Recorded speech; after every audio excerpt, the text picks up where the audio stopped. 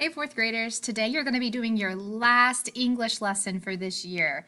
You're working on the cumulative review pages on 293 and 294.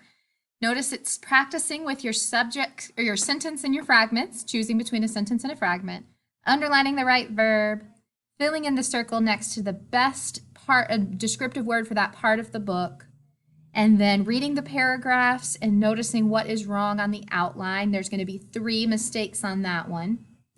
On the back, matching the description to the correct part of the book. And then you're looking at the correct pronoun and whether it is subjective or objective. Then you need to fill in the circle next to the word that would complete the sentence. Notice the spellings of the words, the comparative words. And then complete the information about a research report using the words from the blank. We never actually did that research report because we ended up, having to do this distance learning thing, but you can see I'll help you fill those in right now if you listen carefully. A research report gives facts about a topic. Your opinions or how you feel about the topic are not included. Facts are statements that are true and can often be checked in an encyclopedia, dictionary, or almanac. Research reports use paragraphs to tell about the topic.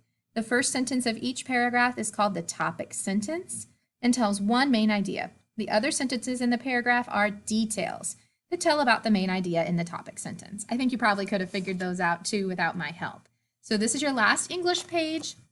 Be sure you do your best. You are welcome to work on those writing activities over the summer if you'd like to have a little extra practice and little things to work on.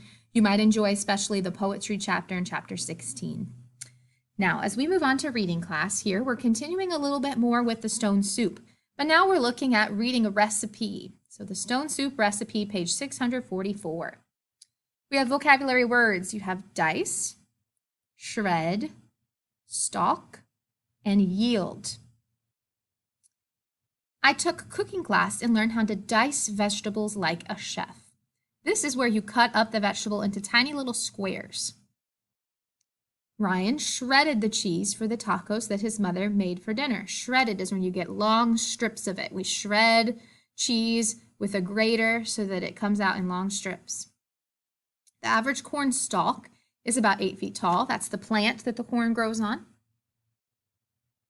And the gardener planted enough tomatoes to yield several bushes. Yield would mean get in this sentence. Okay, this is a procedural text. A procedural text explains how to do or make something.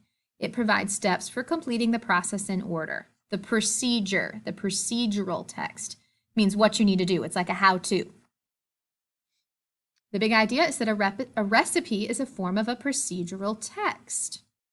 So you are going to read these 2 pages here, read about recipes, and then read the recipe paying attention to the directions.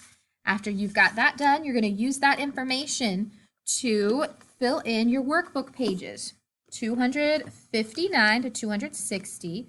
You have to answer some questions using the recipe. Look back at the recipe and answer those questions. On the back of the page, you're going to create your own recipe for a sandwich.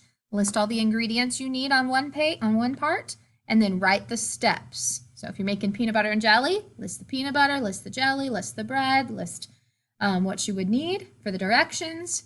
Take 2 pieces of bread, take your knife, spread peanut butter and put it on one, spread jelly, put it on the other, fold your sandwich together. So any type of sandwich you'd like to describe, list that there, and then match those vocabulary words to their definitions. And now today's Friday, so you're taking your spelling test on spellingcity.com. Please, if you don't know your login, let me know and I'll get that back to you. Or you can just go in and find the test if you can and send me a message telling me what you got as your score. You're probably going to want to practice first. I noticed our scores are going down a little bit. Practice your list first before you take that test to make sure you are ready to go for that.